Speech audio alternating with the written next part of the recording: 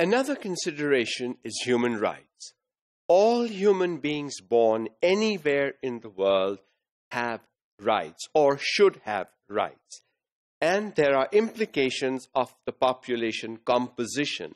The population in an area, in a society, in a community, in a province, in a region, in a nation will contribute to that. So it's the socioeconomic, what level of societal strata you are at, what kind of economic backing you have. Religious is another one. What is your faith? What do you believe in? Cultural and ethnic groupings. We tend in the East still to hold on to our cultural and ethnic groupings, and there's nothing wrong with that. Now, if we want every human being to attain human rights and social justice, we have to consider that people will be different. All right? Even if you look at broadly in Pakistan, there are Sindhis, there are Balochis, there are Punjabis, there are Pathans, there are Kashmiris. There are lots of different ethnic groups within the provinces. And even within a province, there are different groups. But all these groups need to have social justice and need to have all of the human rights. Similarly, with religion. In Pakistan, yes, the majority of religious affiliations are Muslim. The minorities tend to be the Christians, the Hindus, the Sikhs, the Parsis, and some others. But they also need social justice and human rights. Also, it is the backing that these people come with. Understanding that differences will be there, understanding that diversity will exist, yet all people need to be treated the same. Why? Because all people are human beings. Simply looking at that every individual is a human being, social justice and human rights must be guaranteed, irrespective of other differences that exist. The status of women and girls is the subject of particular concern today within the general area of social justice.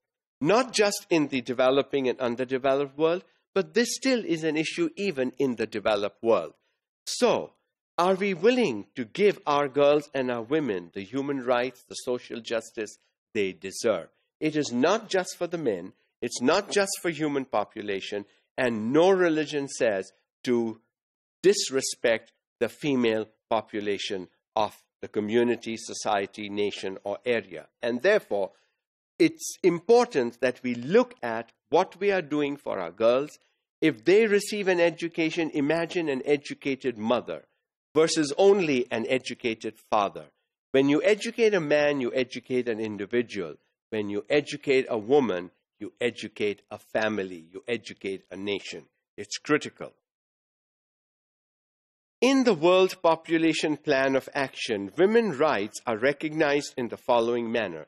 This is a plan put together by the World Population Program, and it says, women have the right to complete integration in the development process, particularly by means of an equal access to education and equal participation in social, economic, cultural, and political life. It's a guarantee. Women must be guaranteed education. Girls must be guaranteed education and equal access.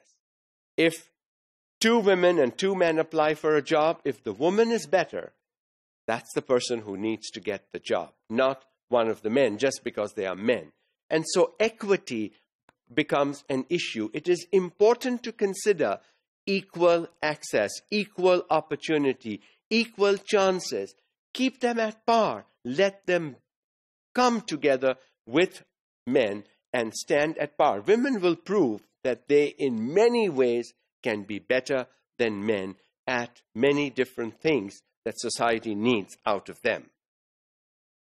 From a population standpoint, what is at stake in a number of nations is the right of women to make informed and conscious decisions about life cycle events. It's not the man who decides that he wants a child. What about the woman? Life cycle.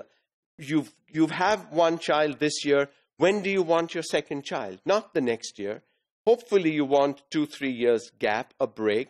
But the women need to be considered in this decision. It is not supposed to be left only to the man to decide, well, I've got one child this year, I must have another one next year. Why?